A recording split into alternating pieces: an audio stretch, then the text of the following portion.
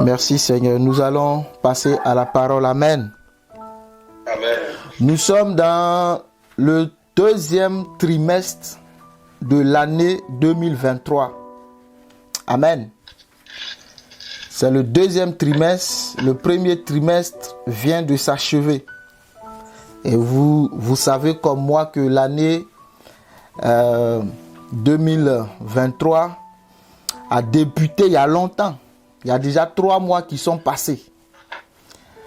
Et ça va vite, hein? Nous sommes en avril. Aujourd'hui, c'est le 2 avril. Un trimestre vient de finir. Ce que je veux te dire, c'est que en fin d'année, tu as déclaré des belles paroles, tu as écrit des projets. Tu as dit au Seigneur, ou sinon le Seigneur t'a dit les choses qu'il veut accomplir pour toi en cette année 2023. Et la confiance, la foi est née par la parole que tu as entendue. Parce que la Bible dit que la foi vient de ce qu'on entend. Et ce qu'on entend vient de la parole de Christ. Dans Romains 10, verset 17. Donc tu as entendu de belles paroles venant du Seigneur Jésus-Christ, venant de Dieu. Et à l'heure actuelle, où en es-tu de ce que tu as reçu? Amen. Où en es-tu? Parce que tu n'attendras pas en décembre pour faire ton bilan. Amen. Je sais que chaque mois et chaque trimestre qui passe, tu fais le bilan pour voir où tu en es. On n'attend pas la fin de l'année pour dire « Seigneur, je n'ai rien vu ». Amen. C'est chaque fois que l'année est en train de partir, tu dois poser les questions à Dieu, où tu en es, où en est sa parole, où en est ce qu'il t'a dit de faire. C'est chaque fois que l'année passe. Amen. C'est pour cela que dans ce début du trimestre, du second trimestre, fais le bilan. Hein. Amen. C'est le petit bilan à chaque fois pour voir si tu es toujours dans la vision, si tu es toujours dans le chemin, si tu es toujours dans la parole. Amen. C'est comme ça qu'il faut procéder. C'est juste un petit rappel que je voulais te faire, de ne pas oublier que les plans du Seigneur doivent s'accomplir et qu'à chaque niveau, tu dois savoir où tu en es. Amen. Merci Seigneur. Est-ce que vous me recevez? Oui, on te reçoit bien. Amen, amen, d'accord. Voilà. Donc, je t'encourage à faire le bilan du premier trimestre et à voir où tu en es. Amen. N'attends pas la fin de l'année. Fin de l'année, c'est le bilan global, général. Mais à chaque pas, assure-toi d'être toujours dans la bonne direction. Si ce n'est pas le cas, tu pourras rectifier le tir. Tu pourras revenir sur le droit chemin. Amen. Sinon, tu risques de te réveiller et voir que l'année est finie. Et tu vas dire encore une année est passée. Qu'est-ce que j'ai fait de ma vie? Amen. Nous allons continuer notre message. Que Dieu te bénisse richement. Merci à vous qui êtes là. Merci au pasteur Edmond pour votre présence. Merci pour l'opportunité et l'occasion que vous me donnez de partager la parole par le Saint-Esprit.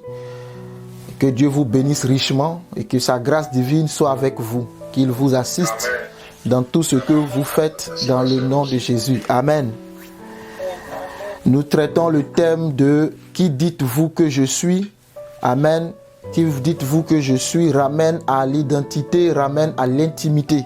Quand quelqu'un veut savoir qui il est, il cherche son identité. Et Jésus connaissait très bien son identité.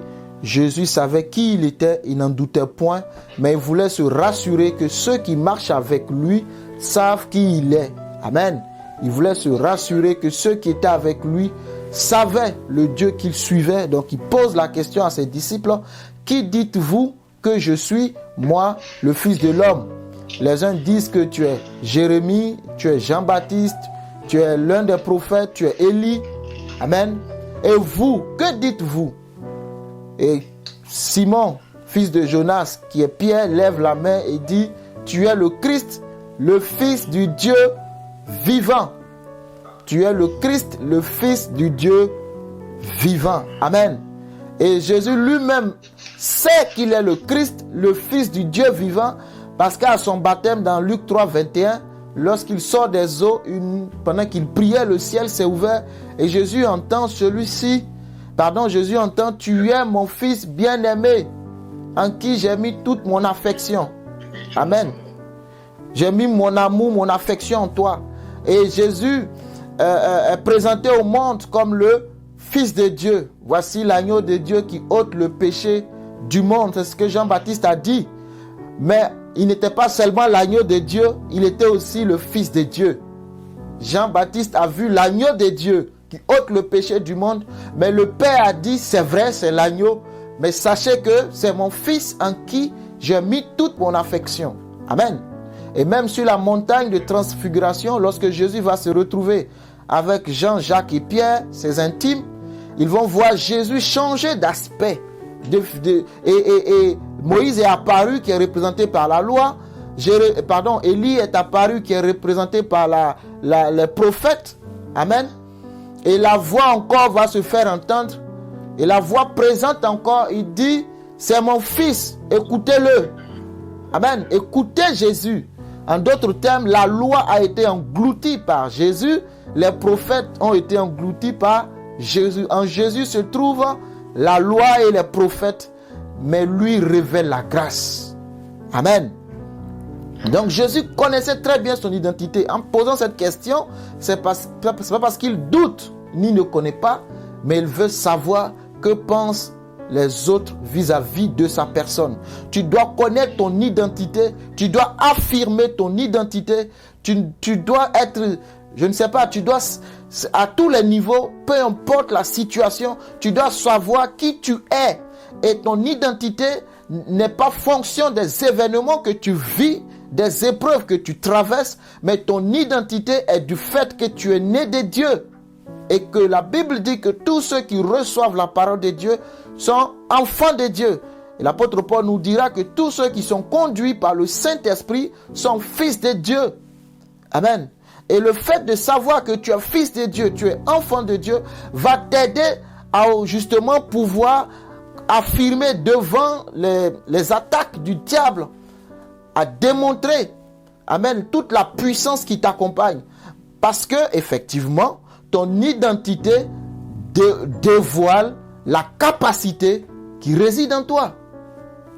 Ton identité révèle l'autorité qui t'accompagne. Ton identité révèle la gloire qui est sur ta vie. Alléluia.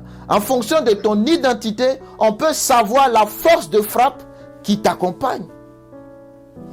Si vous êtes président de la République, automatiquement, il y a une autorité qui vous accompagne.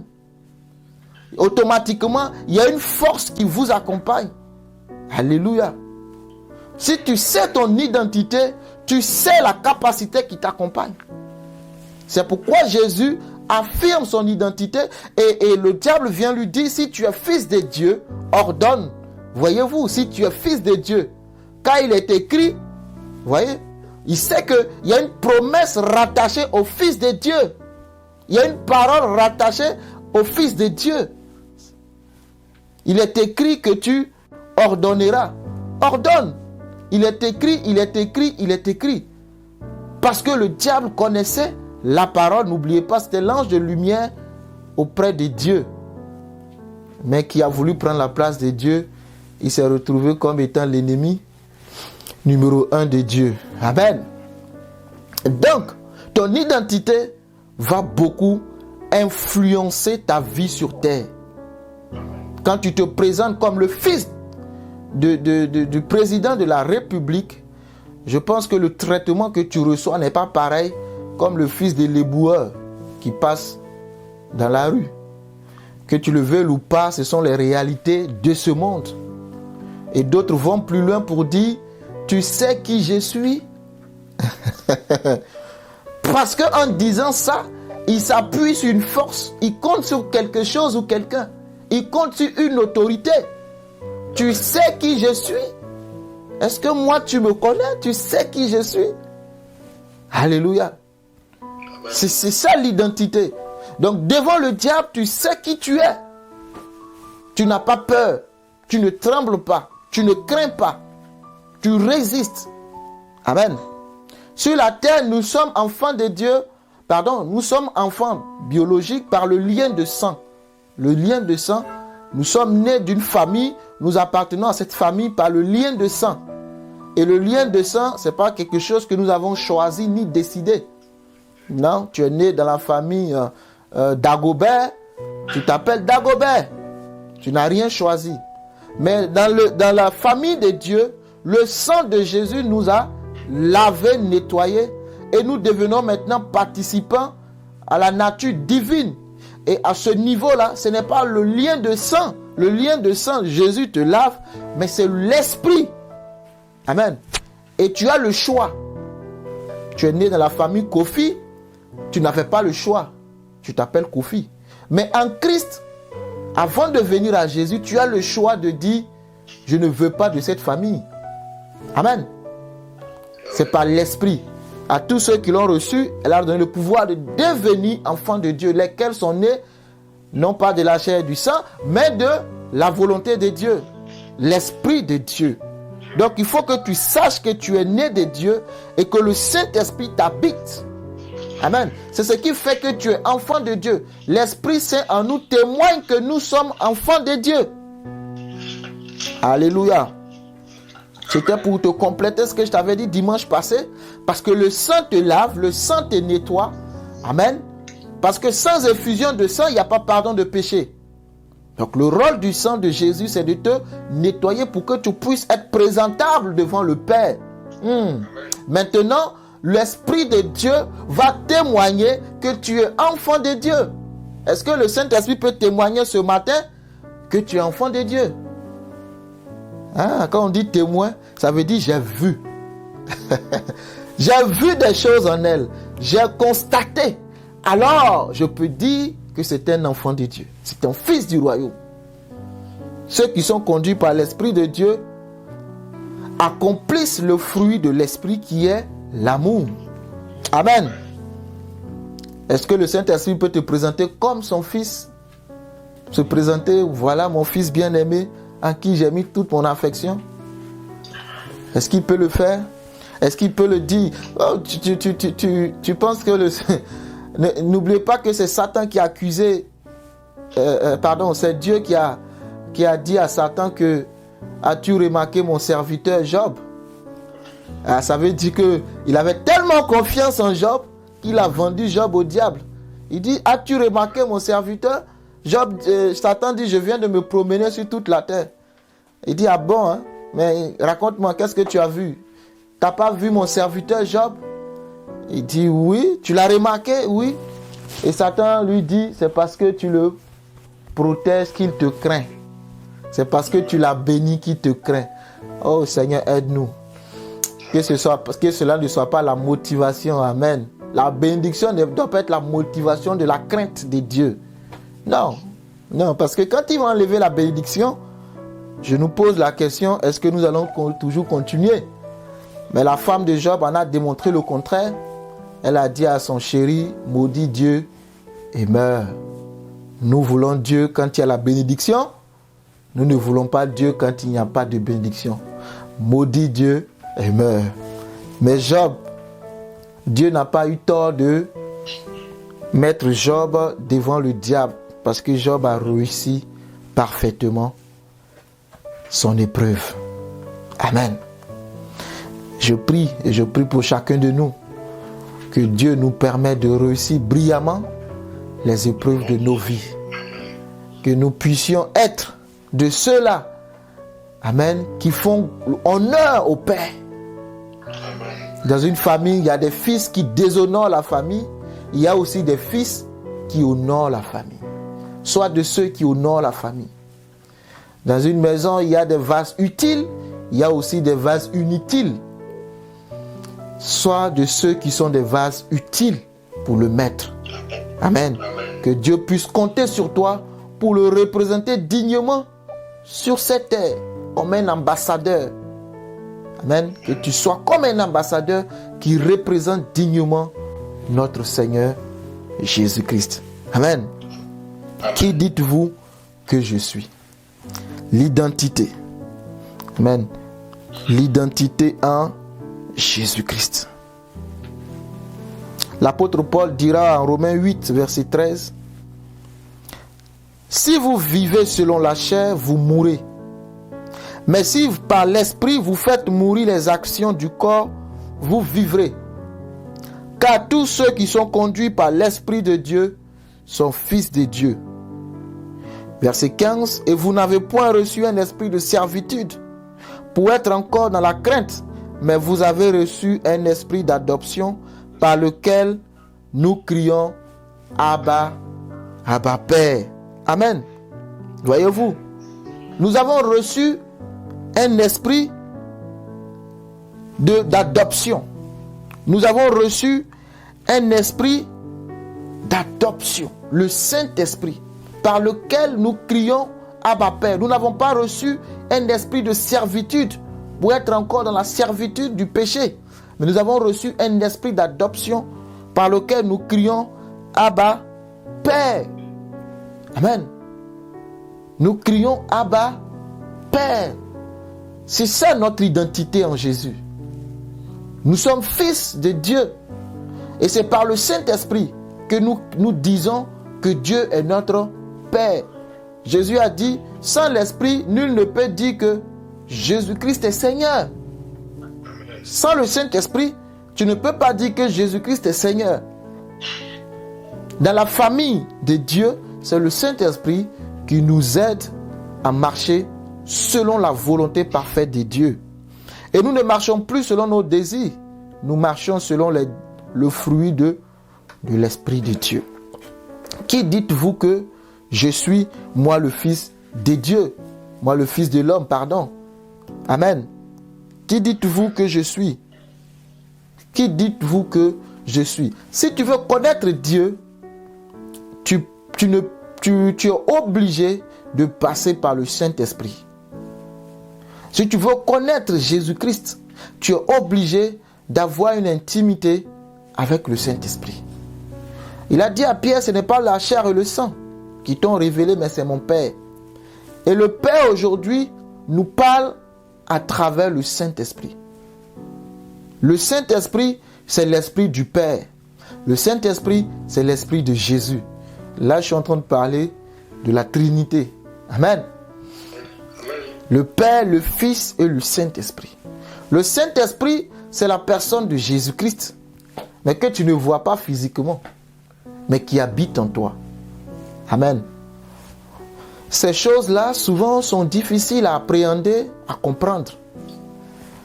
Mais si je te dis que l'esprit de ton grand-père habite en toi, il est sorcier, tu crois. Et tu confirmeras même que c'est pourquoi les nuits, tu fais des cauchemars. Alléluia. Amen. Mais si je te dis que le Saint-Esprit de Dieu habite en toi, c'est difficile. Est-ce que moi, Dieu peut habiter en moi? Est-ce que le Saint-Esprit est en moi? Oui. Ne doute pas de ton identité. Le Saint-Esprit habite en toi.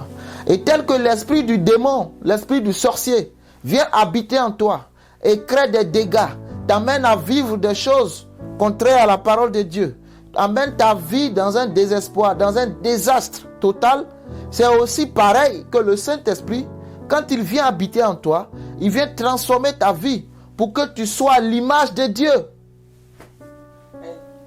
Que tu ne sois pas à l'image du démon. Quand le démon entre en toi, c'est pour que tu sois à l'image du diable.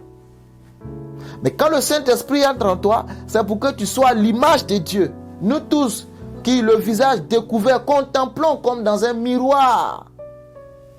Alléluia. Mais c'est le Saint-Esprit qui va t'aider à ressembler à Dieu. Alléluia. L'apôtre Paul d'ailleurs dira en 1 Corinthiens 13, 12, aujourd'hui nous voyons au moyen d'un miroir, d'une manière obscure, mais alors nous verrons face à face. Aujourd'hui, je connais en partie, mais alors je connaîtrai comme j'ai été connu. Amen. Voyez-vous, c'est le Saint-Esprit qui va nous montrer au Père par Jésus-Christ. Alléluia. Amen. Et le Saint-Esprit fonctionne avec la parole de Dieu. Enfants de Dieu, nous avons besoin de connaître la parole de Dieu. C'est l'intimité. L'intimité sous-entend une relation. J'ai parlé précédemment de la relation horizontale et la relation verticale. L'intimité avec le Père, c'est la relation verticale. Nous avons besoin de connaître la parole. Si le diable n'a pas pu vaincre Jésus, c'est parce que Jésus connaissait, numéro 1, son identité, numéro 2, la parole de Dieu. Si le diable a réussi à vaincre Adam et Ève, c'est parce que numéro 1, ils ne connaissaient pas leur identité. Numéro 2, ils ne connaissaient pas la parole. Voici les deux éléments clés que le diable utilise pour te vaincre. En dehors, laisse tomber d'abord les démons. Les démons, c'est les petits agents. C'est les agents de sécurité devant la porte. C'est eux, c'est pas qui vont en guerre quand on a besoin de l'armée. C'est pas eux qui vont en guerre. Amen. Donc laisse ceux-là d'abord. Moi, je parle des généraux. Amen. De ceux qui vont en guerre pour défendre la nation. Amen. Le diable est venu dire à Ève, est-ce que Dieu a réellement dit? Amen. Elle ne sait pas qui elle est. Elle ne connaît pas son identité. Adam et Ève ont été aussitôt chassés du jardin qu'ils sont arrivés. Aussitôt chassés du jardin. Combien de jours ils ont fait dans le jardin? C'était rapide. Ils n'ont pas duré dans le jardin. Alléluia. Ils n'ont pas duré. Oui, ils n'ont pas duré. Pourquoi? Parce que le Dieu a dit, voici je te mets là, Adam. Au milieu du jardin, il y a un arbre qui s'appelle l'arbre de vie. Et il y a un autre qui s'appelle l'arbre de la connaissance du bien et du mal. Le jour où tu en mangeras, tu mourras. Adam dit, ok, j'ai compris. Mais quand Ève est apparue, le diable est venu séduire Ève. L'apôtre Paul dit que c'est Ève qui a été séduite. Mais n'empêche que la responsabilité est tombée sur Adam. Monsieur, c'est toi qui portes la responsabilité familiale. Amen. Dieu a-t-il réellement dit? Est-ce que Dieu a dit ça? Elle ne maîtrisait pas trop la parole. Et la convoitise des yeux, l'orgueil de la vie l'a poussée. Elle dit, Dieu a dit de ne pas manger et même de ne pas toucher. Elle a ajouté sa part. Dieu n'a jamais dit ça. Si tu ne connais pas la parole, le diable va te manipuler. Vous savez, on peut te manipuler par la parole de Dieu même. Et beaucoup sont manipulés. Amen. On peut utiliser la parole pour arriver à ses fins. La parole de Dieu. Mais ce n'est pas Dieu qui a parlé. Oui. La manipulation, la séduction par la parole. On va te faire croire des choses qui ne sont pas vraies. Mais en apparence, quand tu lis, ça paraît de Dieu. Si tu n'es pas quelqu'un qui s'assoit par le Saint-Esprit pour connaître la parole de Dieu, tu risques de croire en des choses qui ne sont pas vraies. Dieu dit de ne pas manger de... Ok. En fait, Dieu sait que le jour où tu en mangeras, tu seras comme lui. Mais bon, je n'accuse pas Ève ni Adam. Attention. Peut-être que je n'aurais pas fait mieux si c'était moi. Voilà, je ne suis pas en train de les accuser, mais je me sers de l'erreur par laquelle aujourd'hui nous sommes tous sous la domination. Ce monde est soumis à la vanité, à la domination du diable, pour nous faire comprendre quelque chose. Si Dieu a dit, si Ève écoutait Dieu, si Ève écoutait son mari, et que si son mari aussi écoutait Dieu, si le diable te dit que en fait, en mangeant le fruit, tes yeux vont s'ouvrir, tu vas être comme Dieu. La sagesse voudrait que, ok, j'ai compris, mais comme c'est lui qui m'a dit, laisse-moi, chaque soir il vient, quand il va venir, je vais parler avec lui, je vais lui poser la question. Au moins que je sois sûr de ce que je fais. Mais tu sais, quand le diable vient chez toi, il ne te laisse pas le temps de réflexion. Non, Il ne te laisse pas le temps de réflexion. C'est à toi d'être habile. Il n'a pas laissé le temps de réflexion à Jésus. Il alignait seulement la parole. Tu ne laisses pas le temps de réflexion. Donc, c'est une parole qui est nouvelle. Qui ne veut pas être... le diable dit, tu seras comme Dieu. Ça, c'est l'orgueil de la vie. Ah bon? Je veux être comme Dieu. En fait, le diable est trop mauvais. Le diable voulait la place de Dieu, il n'a pas eu. C'est pour cela qu'il a été précipité. Vous êtes d'accord avec moi? Ézéchiel 28. Le diable a péché. Quel était le péché du diable? Il a trompé. Pourquoi le diable était chassé de la présence de Dieu? C'est parce que le diable lui-même voulait la place de Dieu. Vous comprenez? Et comme il n'a pas réussi à avoir la place de Dieu et qu'il a été chassé, il va proposer ça à l'homme. Tu seras comme Dieu. Moi, je guette cette position-là depuis longtemps. J'ai été chassé. Mais toi, tu peux être comme lui. En d'autres termes, fais comme moi, rebelle-toi, il va aussi te chasser et on va périr nous tous en enfer. Alléluia. C'est ça Satan en fait. Il dit, tu seras comme Dieu. Lisez Genèse, je ne lis pas les textes. Si tu ne lis pas ta Bible, c'est ton problème. Lisez les textes. Il dit, tu seras comme Dieu. Ah bon? Je vais être comme Dieu? Oh, d'accord. Mais quel est son but derrière? Son but, c'est qu'il est jaloux de l'homme.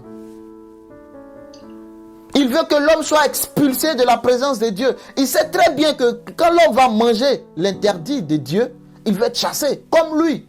Et le but du diable, aujourd'hui, c'est quoi? C'est d'amener plusieurs à la perdition. D'ailleurs, il a dit qu'il ne va pas périr seul en enfer.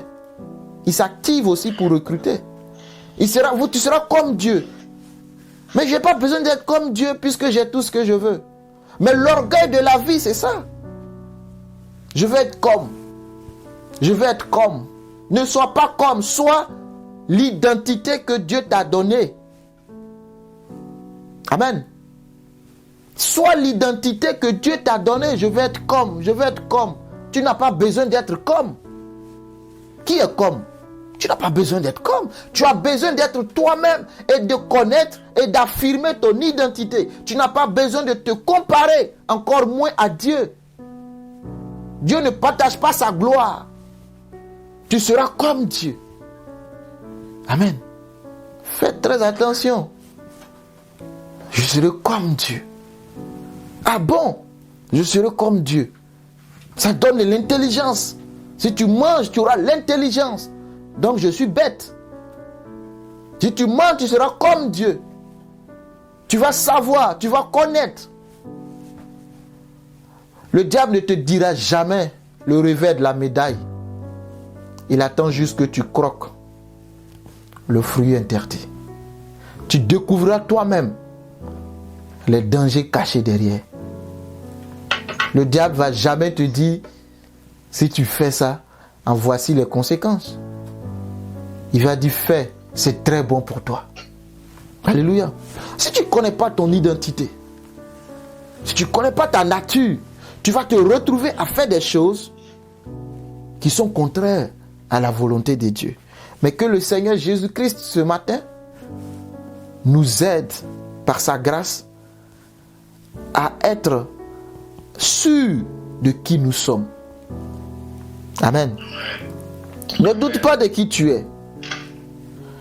Même si Jean-Baptiste a douté de qui était Jésus à la fin de sa vie, Jésus n'a pas douté de qui il était. Même si les hommes doutent de qui tu es, remettent en question ton identité, mais toi, affirme ton identité et n'en doute point. Je suis le Fils de Dieu très haut. Jusqu'à ce qu'il soit crucifié sur la croix, il ne cessait de dire qu'il est le Fils du Dieu très haut. Et ça, d'ailleurs, c'était la cause de sa mort sur la croix. Il dit qu'il est le roi des Juifs, le Fils de Dieu. et ils l'ont crucifié. Amen. Accepte de mourir pour l'identité que tu es. Ça s'appelle la dignité. Amen. Il ne faut pas te corrompre en chemin parce que tu as vu des gains. Mais ces choses sont passagères. Numéro 1, l'identité en Christ. Numéro 2, la parole de Dieu. Et la parole de Dieu est une épée. Vous pouvez lire ça en Hébreux 4, 12. Car la parole de Dieu est vivante et efficace, plus tranchante qu'une épée quelconque à 2 tranchants, pénétrante jusqu'à partager âme et esprit, moelle et jointure. Elle juge les sentiments et les pensées du cœur. Nulle créature n'est cachée devant lui, mais tout est à nu et à découvert aux yeux de celui à qui nous devons rendre compte. Pardon, aux yeux de celui à qui nous devons rendre compte. La parole de Dieu est une épée à double tranchant. Si tu t'amuses, ça te coupe dans tous les sens. Donc si tu connais la parole de Dieu, si le diable vient par derrière, ça le blesse. S'il vient par devant, ça le blesse. S'il vient de la gauche, il est blessé. S'il vient de la droite, il est blessé. Amen. Amen. C'est ça l'épée. Dans tous les sens, l'épée te déchire. C'est à double tranchant. C'est ça la parole de Dieu. Et ça va séparer quoi? Restez un peu dans le verset. L'âme et l'esprit. D'abord. Ça pénètre jusqu'à partager l'âme et l'esprit. L'homme est en 3 parties. Pourquoi la parole va séparer l'âme et l'esprit? Parce que ton âme peut t'induire en erreur. Ton âme ne fait pas la volonté parfaite de Dieu. Dans ton âme est logé tes sentiments, tes émotions, je ne sais pas moi, tes réactions, tes pensées. C'est dans ton âme toutes ces choses-là. Et la transformation de l'âme est progressive. Donc il peut arriver que ton âme ait des sentiments qui ne soient pas conformes à ceux de l'esprit. Alléluia. Ton âme, même quand tu aimes une personne, c'est dans ton âme. C'est pourquoi l'amour est un sentiment. L'amour éros, mais l'amour agapé n'est plus un sentiment. C'est une décision. Et le vrai amour est une décision d'ailleurs.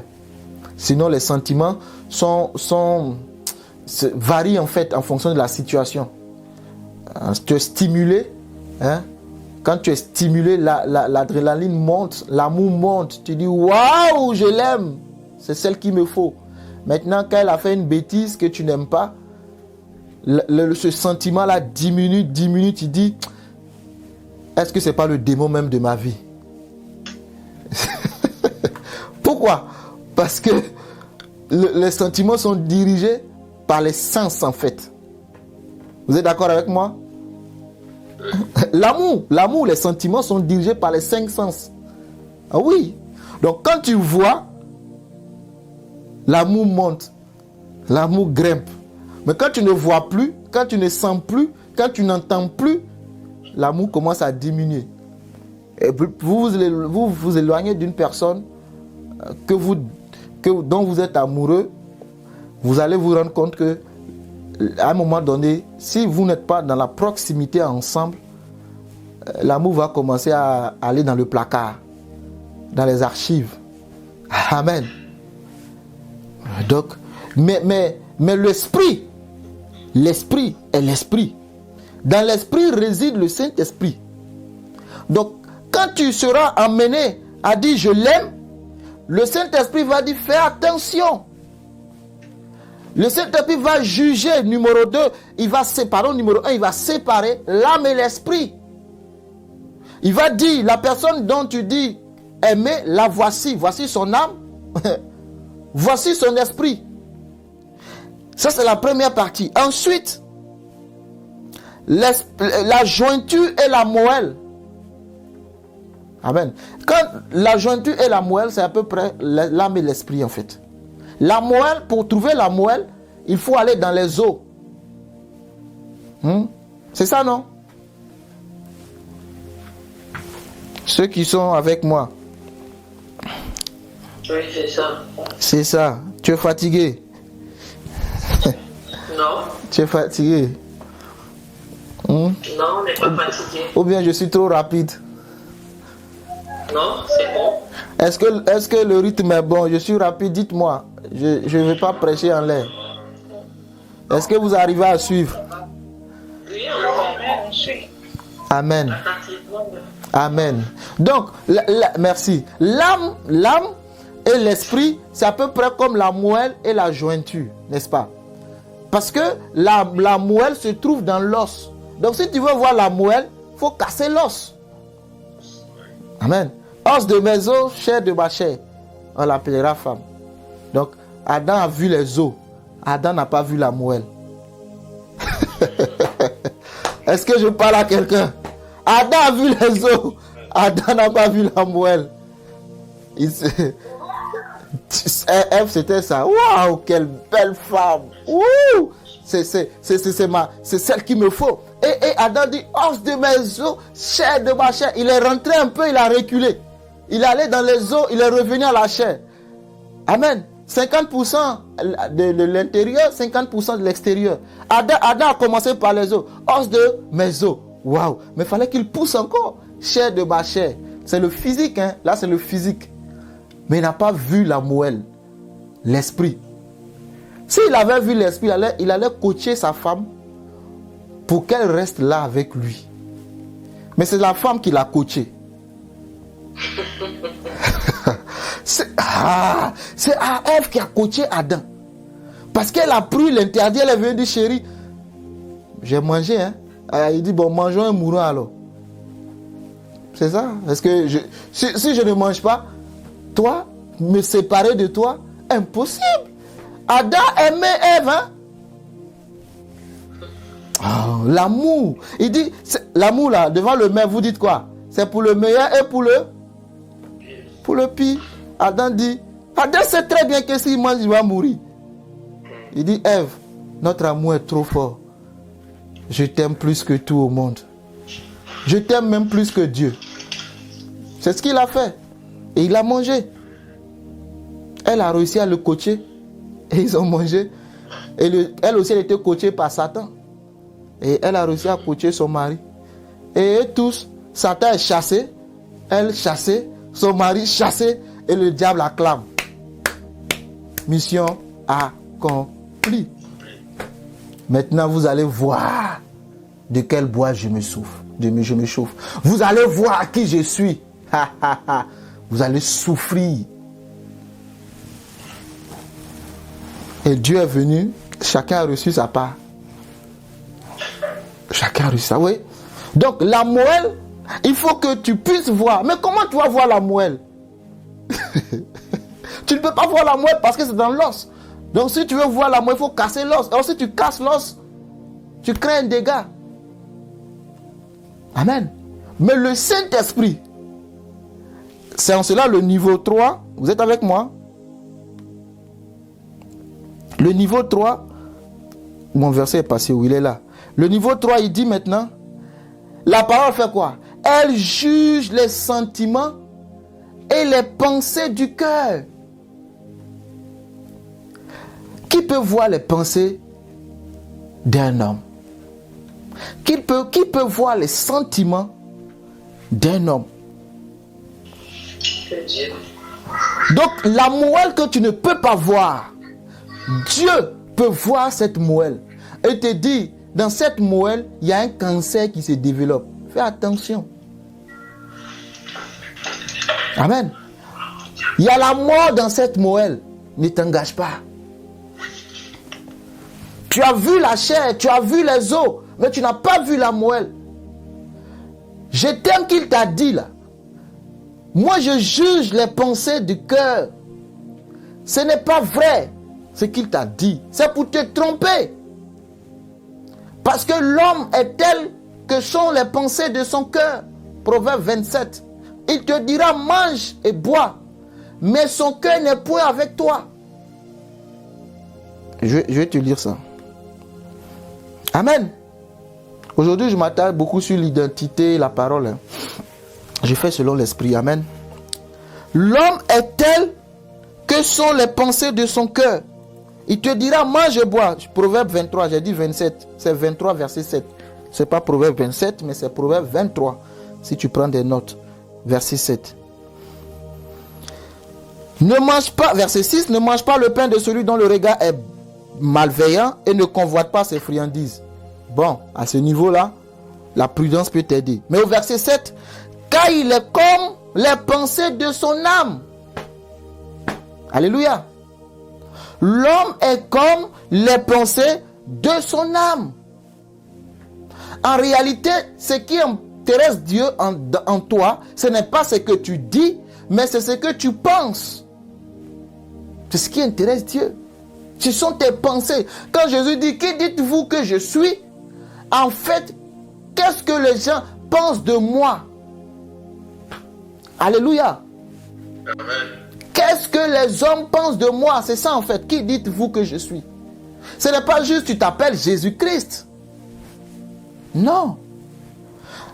La réponse des hommes, c'est quoi? Tu es le Jean-Baptiste. Parce que quand on te regarde, tu fonctionnes comme Jean-Baptiste. Jésus dit, répentez-vous, le royaume des cieux est proche. Et à un moment donné, le royaume des cieux est là. Jean-Baptiste dit, répentez-vous, race de vipères. Le royaume des cieux s'approche, répentez-vous. Donc vous avez le même langage à peu près. Donc on pense que tu es Jean-Baptiste. Mais qui peut te révéler si ce n'est pas l'esprit? Donc l'homme te dit mange et bois. Tu sais, je t'aime. Hein? Jean-Claude, tu es mon ami, je t'aime. Mais en fait, il a mis un poison dans la nourriture. Mais toi, tu ne sais pas ça. Tu dis, c'est mon ami de longue date. Oh, même il venait à la maison. Ma mère préparait, on mangeait ensemble. Ma mère l'avait adopté comme son fils. Il est mon frère. Si c'est lui, je lui fais confiance. Mais sauf que vos chemins se sont séparés. Et toi, tu allais quelque part. Dieu t'a élevé. Et Jean-Claude est revenu. Et Jean-Claude t'a vu. Jean-Claude dit, mais qu'est-ce qui s'est passé? La jalousie est rentrée dans le cœur de Jean-Claude. Parce que Jean-Claude compare sa vie à ta vie. Et Jean-Claude t'envie. Et Jean-Claude t'invite, mon frère de longue date. Jean-Claude, regarde ta femme, regarde tes enfants. La jalousie grandit. Tu as une belle femme et des enfants intelligents, bien positionnés dans la société. Jean-Claude t'envie. Mais toi, parce que tu es rempli de Dieu, tu dis l'amour. Comment tu ne peux pas te douter un instant que Jean-Claude, dans sa main, se trouve le poison. Jusqu'à ce que tu sois dans le cercueil. Alléluia. Amen. Ah. Il te dit, mange et bois. Mais son cœur n'est pas avec toi. Ceux qui empoisonnent les autres, là, ils sont très proches. Hein. C'est jamais loin. C'est toujours à côté. Parce que tu fais confiance. C'est ma meilleure amie. C'est mon meilleur ami. Lui, les yeux fermés, j'avance. Je vous envoie comme des brebis au milieu des loups. Amen. Celui-là, je lui fais confiance. Mais ses pensées ne sont pas conformes à ce qu'il te dit. Donc, la parole de Dieu, là où il y a la parole de Dieu, sois sûr, l'Esprit de Dieu est là. Le Saint-Esprit, il va t'aider. Soit tu ne manges pas, il t'a évité un problème. Soit tu manges, mais l'apôtre Paul dit que même si, pour l'apôtre Paul, quand il s'est retrouvé sur l'île où le serpent l'a mordu, les gens s'attendaient à ce qu'il tombe. Il n'est pas tombé. Pourquoi? Parce que Dieu a dit que même si vous arrive de boire des breuvages mortels, même des serpents qui vous mordent, vous ne mourrez pas. Amen. Alléluia. Amen. Mais si toi, tu n'as pas la parole de Dieu, tu ne fais pas confiance au Saint-Esprit, tu n'es pas rempli du Saint-Esprit, tu vas aller. Et la présence de l'Esprit va t'échapper et l'irréparable va s'en suivre. Si Paul n'est pas mort, c'est parce que Paul était rempli de l'Esprit. Si Paul n'est pas mort, c'est parce que Paul savait qu'il ne pouvait pas mourir là. Ça, c'est la vision. Parce que Dieu lui a dit, tu dois aller quelque part. C'est un thème que je vais traiter après. C'est la vision. Tu ne peux pas mourir si tu n'as pas vu s'accomplir ce que Dieu a dit. C'est la vision. Donc quand le serpent m'a mordu, c'est juste pour un temps. Parce que Dieu m'a dit, je dois arriver devant les rois. Je ne suis pas encore arrivé devant les rois. Dieu a dit à Simeon, tu ne mourras pas si tu n'as pas vu le Messie, le Christ d'Israël. Luc chapitre 2. Et Simeon n'est pas mort jusqu'à ce qu'il voie l'enfant Jésus. Oui, c'est ça. Alléluia. Donc l'homme est tel que son âme pense. Quelles sont les pensées de ton âme? C'est ce que Dieu regarde. Donc Dieu va juger. Il va séparer les pensées de ton cœur. Il va dire, voici les pensées.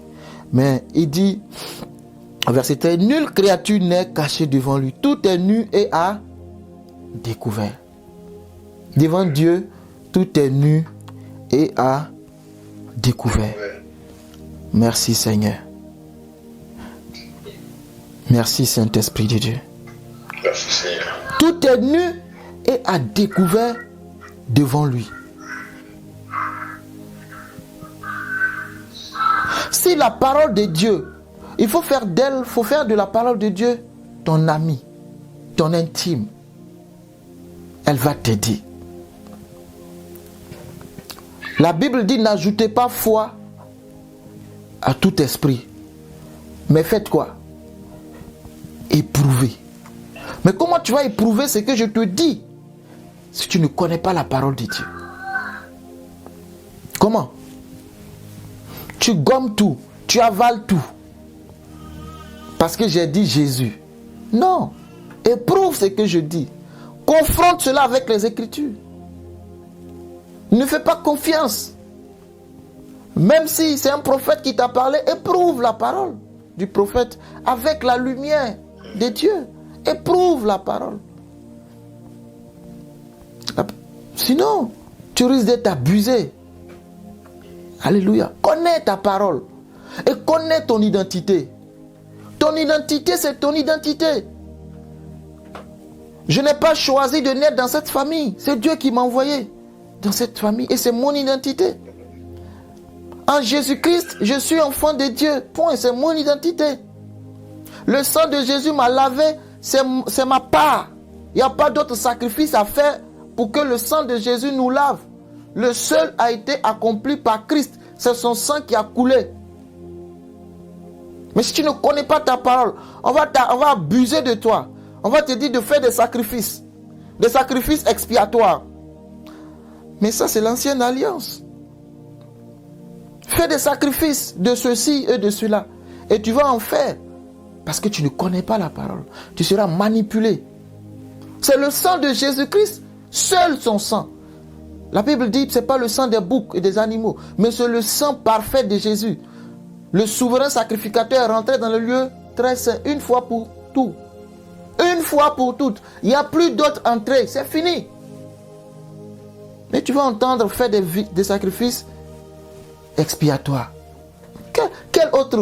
Quel animal pouvons-nous prendre pour remplacer le sang de Jésus? Si cela était possible, alors pourquoi Jésus est venu? Pourquoi? Mais connais ta parole.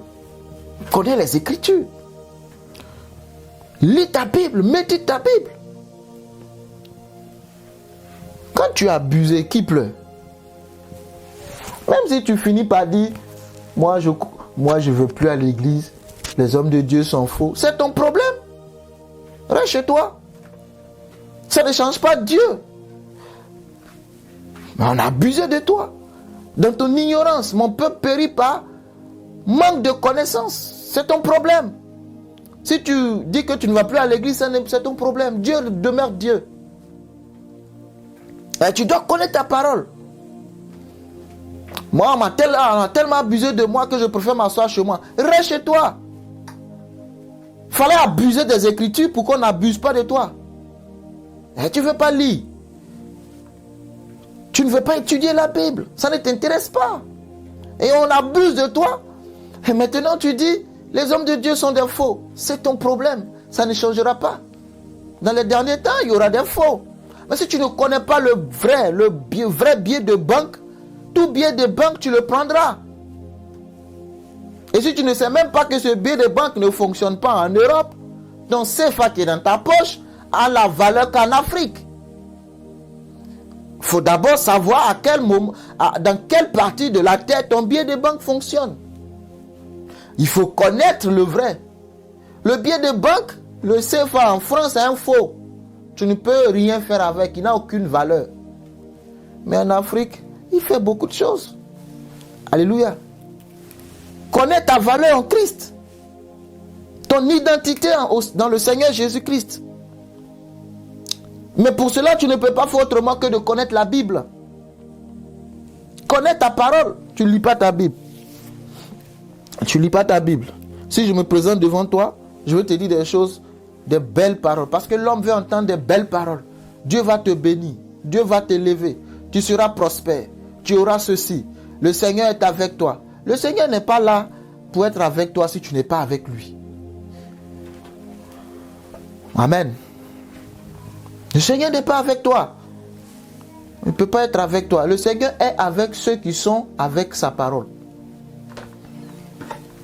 Mais comme tu aimes entendre les belles paroles, mais je vais toujours te donner des belles paroles. Au temps de Michée, le roi était trompé. Le roi voulait entendre des belles paroles. Michée a dit au roi la vérité. Le roi ne voulait pas. Lui, ses prophètes ont prophétisé. Le roi voulait croire en ce que disent ses prophètes. Et comme Dieu a averti qu'il ne veut pas écouter, Dieu a envoyé l'esprit de mensonge dans ses prophètes. Et ces prophètes ont prophétisé au roi que tu vas gagner la guerre, vas-y. Mais ils l'ont enterré. Parce que tu veux ce qui est sucré. Tu veux ce qui est doux. Ce qui te caresse dans le sens du poil. Non, mon ami. Il faut t'attacher à ta parole. Parce que Christ revient bientôt. Parce que de plus en plus, l'amour va se refroidir. Parce que de plus en plus, tu n'auras pas envie de lire la Bible. Oui. Ne sois pas surpris. De plus en plus, les choses de Dieu, tu es froid. De plus en plus. La Bible l'a dit, l'amour de plusieurs se refroidiront. Ton amour est en train de se refroidir.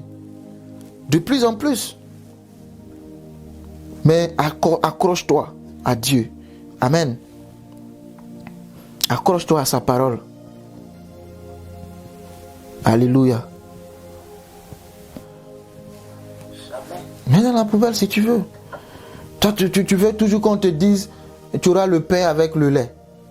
Tu veux toujours ça, qu'on te dise tu auras le pain avec le lait. Ça, c'est les enfants qui se lèvent le matin, qui pleurent parce qu'il n'y a pas le petit déjeuner. Toi, tu te lèves jusqu'à 16h, tu n'as pas mangé.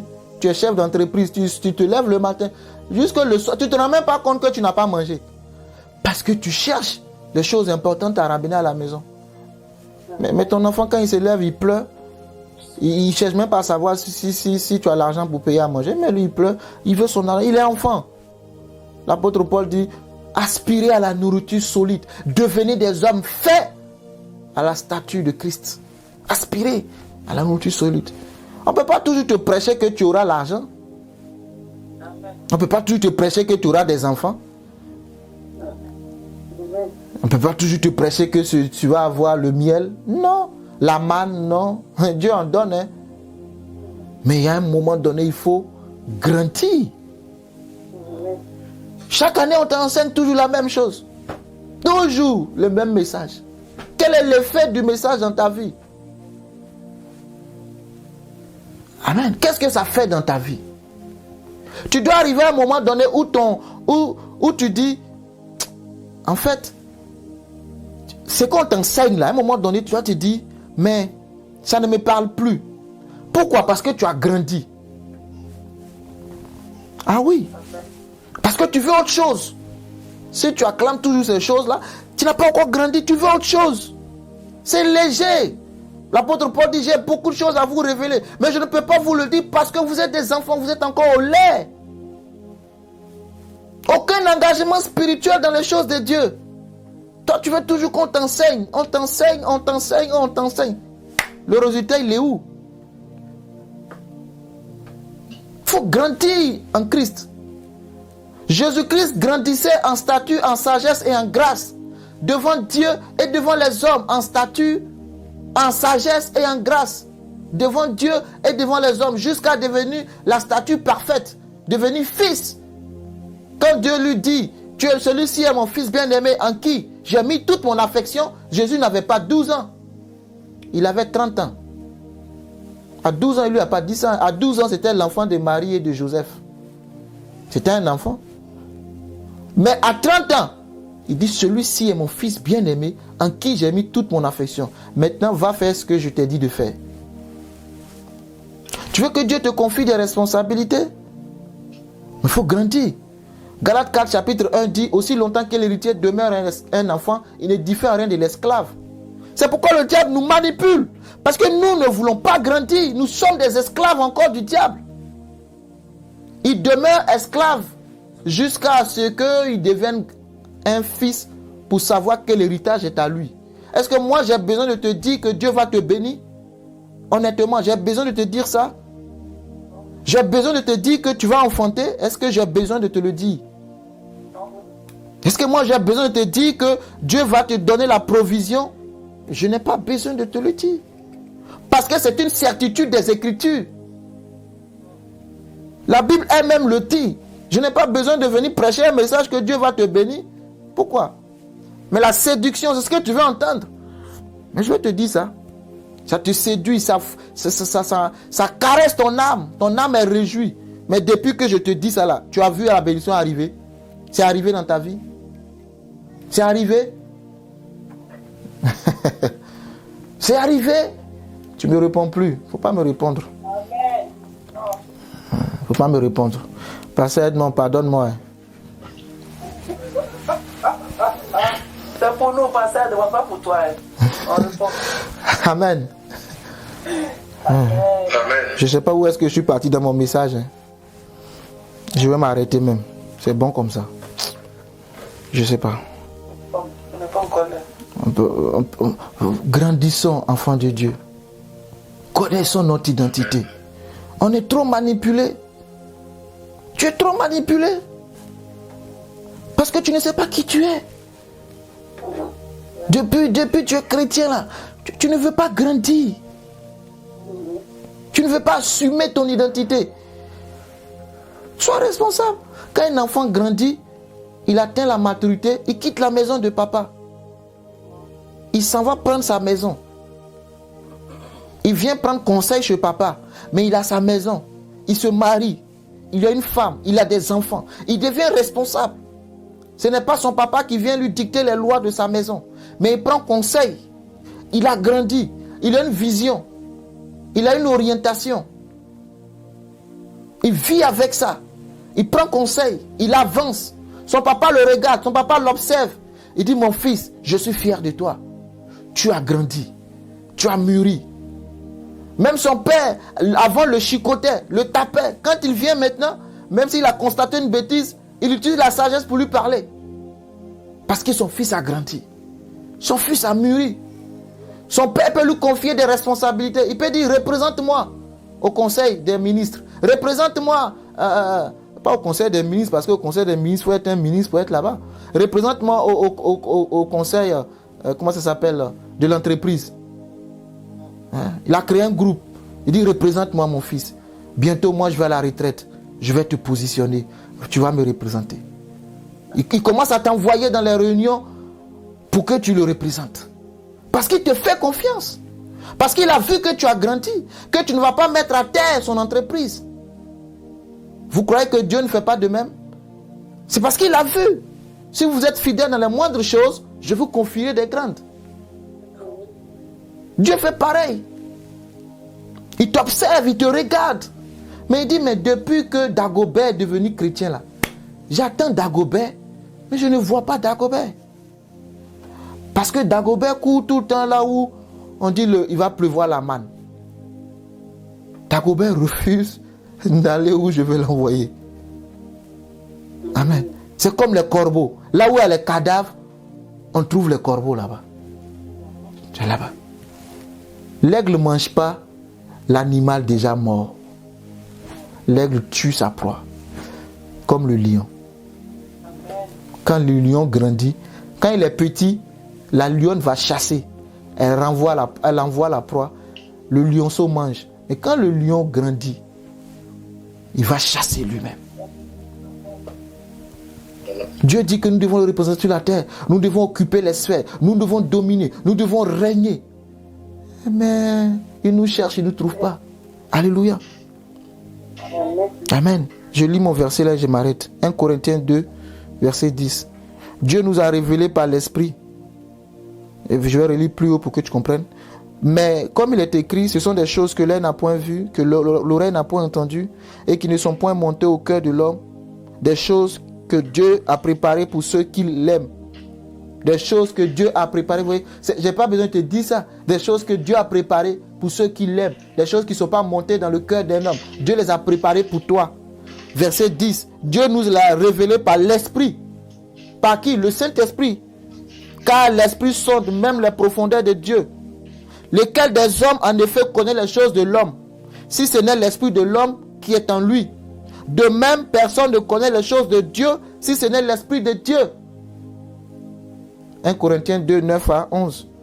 Les hommes connaissent les choses des hommes, l'Esprit de l'homme. Mais pour connaître les choses de Dieu, c'est l'Esprit de Dieu. C'est ça. Mais pour ça, grandis. Alléluia. Que Dieu te bénisse. Amen. Je m'arrête. Je suis allé quelque part. Je t'ai dit beaucoup de choses, mais pardonne-moi. Je ne sais pas ce qui a été fait en cours de route pour que je te dise ces choses-là. Tu sais que je prie que le Seigneur, dans tout ce que j'ai dit, tout ne peut ne pas te concerner, mais depuis le début de la prédication jusqu'à là, ce qui te concerne, prends là. Il y a des parties que ça ne te concerne pas parce que toi tu as grandi, tu as compris. Donc tu as besoin d'autres choses. Il y a d'autres parties aussi que tu n'as pas compris, mais que le Saint-Esprit amplifie ce qui est nécessaire pour toi dans ton cœur. Au nom de Jésus-Christ. Amen. Si vous avez des questions, on va essayer de répondre à vos questions. Amen. Je récapitule, pour rester dans la pensée. C'est l'identité, numéro 1. Numéro 2, c'est la parole. Les deux vont de soi. L'identité, qui tu es, la parole. Parce que ton identité va démontrer dans la société qui tu es. Et en fonction de ton identité, il y a certaines choses que tu auras, il y en a d'autres que tu n'auras pas.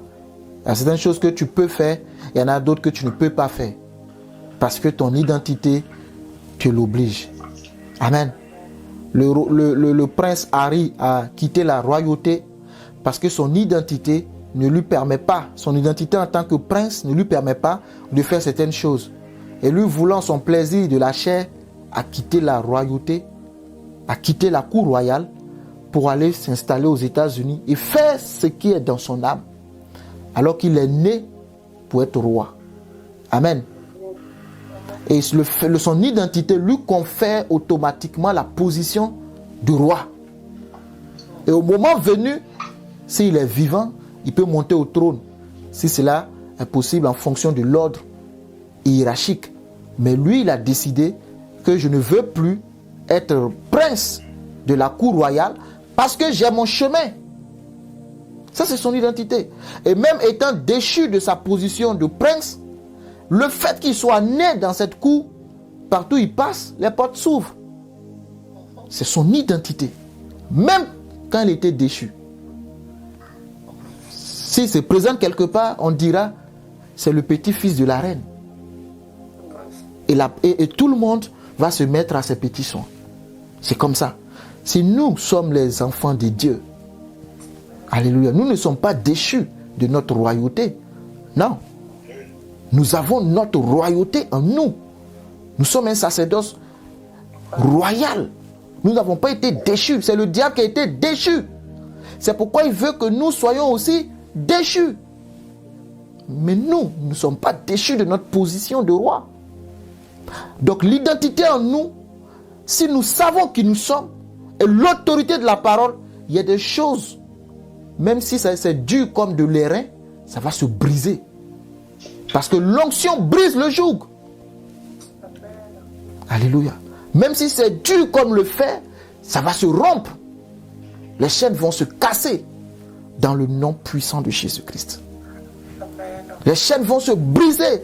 Et je prie que les chaînes qui résistent dans ta vie se brisent ce matin au nom puissant de Jésus-Christ. Que les chaînes qui sont devant toi, les verrous de fer se brisent devant toi dans le nom de Jésus-Christ. Parce que la nature doit obéir à son identité, à son créateur. Ouais. Tu es fils de Dieu. Dieu t'a donné l'autorité. La Bible dit que lorsqu'il se lève, la terre tremble. Il fait de la terre son marchepied. Et tu es le fils de ce Dieu-là. Même un fils d'un président, il suffit qu'il se retrouve quelque part. Des présidents voleurs d'ailleurs. Leurs enfants voleurs. Mais vous voyez leur train de vie, non? Pourquoi? Parce qu'ils sont fils de président. Juste parce qu'ils sont nés dans la famille. Aucun effort. Mais ils ont emmagasiné assez de fortune dans leur compte bancaire. Ils ont fait quel boulot?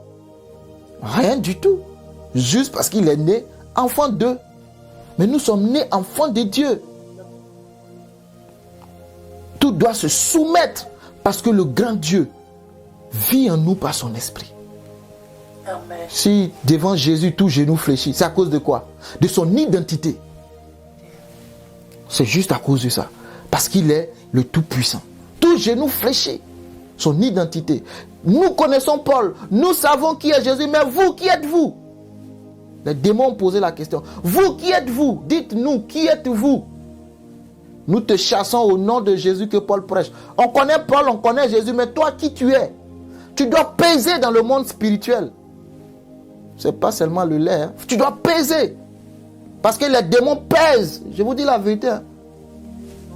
Dans le monde spirituel, les choses sont établies de manière hiérarchique. La Bible parle des principautés, des dominations, des autorités. Ah ouais. Donc tu dois connaître ton identité dans le spirituel. Qui tu es? Nous connaissons Paul. On sait que si Paul vient nous chasser là, on va fuir. Mais toi, un plaisantin, tu vas venir me chasser en disant au nom de Jésus que Paul prêche. C'est parce que Paul connaît ce Jésus. Paul a une intimité avec ce Jésus. Et dans le monde spirituel, Paul est écrit en grand. Apôtre. Paul, apôtre de Jésus-Christ. Donc les démons voient, ils disent, c'est écrit Paul, apôtre de Jésus-Christ. Donc quand Paul passe, on a intérêt à nous taire. Quand Jésus passe, on a intérêt à nous taire. Mais quand toi tu passes, c'est la fête. Alléluia. Seigneur, que nous puissions connaître notre identité au nom de Jésus. Que nous puissions marcher avec notre identité. Nous sommes trop, nous comportons trop de manière comme des esclaves, comme des misérables. Et c'est les démons qui doivent toujours dominer sur nous. Non, je dis non. Les démons qui doivent décider. C'est la grand-mère qui doit dire. C'est l'oncle qui doit faire. C'est le féticheur du coin. C'est le sorcier. C'est toujours eux qui doivent. Je refuse cela au nom de Jésus. Le grand Dieu est avec moi. Alléluia. L'assurance, l'audace. Est ça dans ta vie? Qui tu es? Dans l'humilité. Amen. Amen. Merci Seigneur. Nous allons déclarer, Amen, des paroles. C'est le mois d'avril. Et chaque début du mois, il faut déclarer des paroles. Amen. Et je veux que ensemble, Amen, nous puissions déclarer la parole de Dieu. Alléluia. Oui, il faut déclarer, Amen, la parole de Dieu pour ton mois d'avril 2023. Amen. Donc tu vas répéter après moi. Amen. À toi, Éternel. À toi la puissance. À toi la magnificence. Et le règne. C'est de toi que vienne la puissance. Le pouvoir et la souveraineté. C'est dans ta main que sont la puissance et la grandeur. C'est dans ta main que sont la puissance et la grandeur. C'est toi qui établis ma royauté. C'est toi qui établis ma royauté et qui accroît ma puissance dans ce mois. et qui accroît ma puissance dans ce mois. Tu m'établis en ce mois d'avril Tu m'établis en ce mois d'avril pour y refléter et projeter ta puissance, et projeter ta puissance, ta magnificence et ta splendeur. ta magnificence et ta splendeur. Je suis la réflexion visible Je suis la réflexion visible de la splendeur glorieuse de ta majesté. de la splendeur glorieuse de ta majesté. Je suis la projection visible de l'infinie grandeur de sa puissance. Je suis la projection visible de l'infinie grandeur de sa puissance. Je suis la représentation visible Je suis la représentation physique de l'éclatante magnificence de ta grandeur. de l'éclatante magnificence de ta grandeur. En ce mois de mars, Dans ce mois d'avril, tu apaises, pardon, ce mois d'avril, merci. En ce mois d'avril, dans ce mois d'avril, tu apaiseras le mugissement des mers. apaisera le mugissement des mers. Tu apaiseras le mugissement de leurs flots Apaisera le mugissement de leurs flots et le tumulte de mes ennemis. et le tumulte de mes ennemis. En ce mois d'avril, En ce mois d'avril, tu briseras tu briseras les verrous de fer les verrous de fer au nom de Jésus-Christ. au nom de Jésus-Christ. Tu es ma force et mon rocher. Tu es ma force et mon rocher. Tu es ma force et mon abri. Tu es ma force et mon abri. Tu es ma forteresse et mon bouclier. Tu es ma forteresse et mon bouclier. Tu es la corne de mon salut. Tu es la forteresse et mon salut.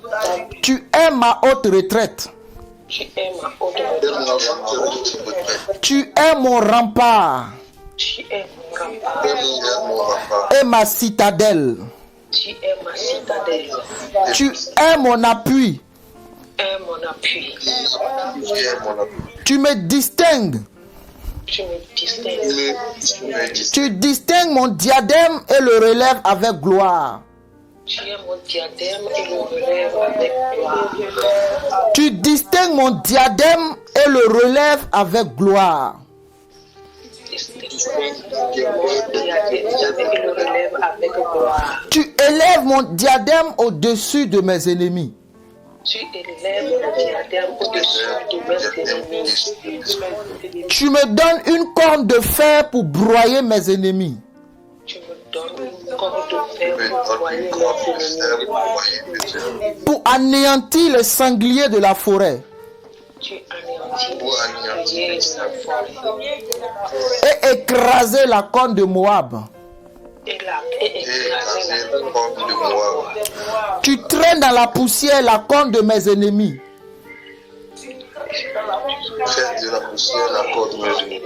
Dans ce mois d'avril,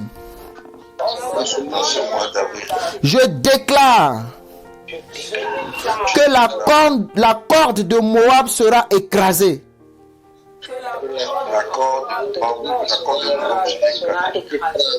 Tu détruis tous les remparts de mes ennemis. Et tu mets en ruine leur forteresse. En ce mois d'avril 2023, tu affermis ma corne. Et tu fais fleurir mon diadème. Tu feras fleurir mon diadème en ce mois d'avril.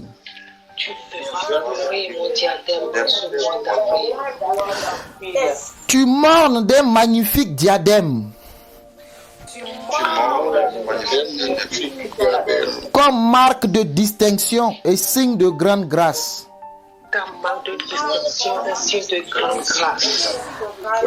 En ce mois d'avril, mes ennemis proclameront ta gloire. Mes ennemis proclameront ta gloire. Manifestée dans ma vie. Manifestée dans ma vie. En ce mois d'avril, En ce mois d'avril, tu places sur moi l'éclat et la magnificence. tu places sur moi l'éclat et la magnificence. En ce mois d'avril, En ce mois d'avril, la grandeur et la splendeur sont mon partage. la grandeur et la splendeur sont mon partage. Tu ne mettras point un terme à ma splendeur. Je ne serai point dépouillé de gloire.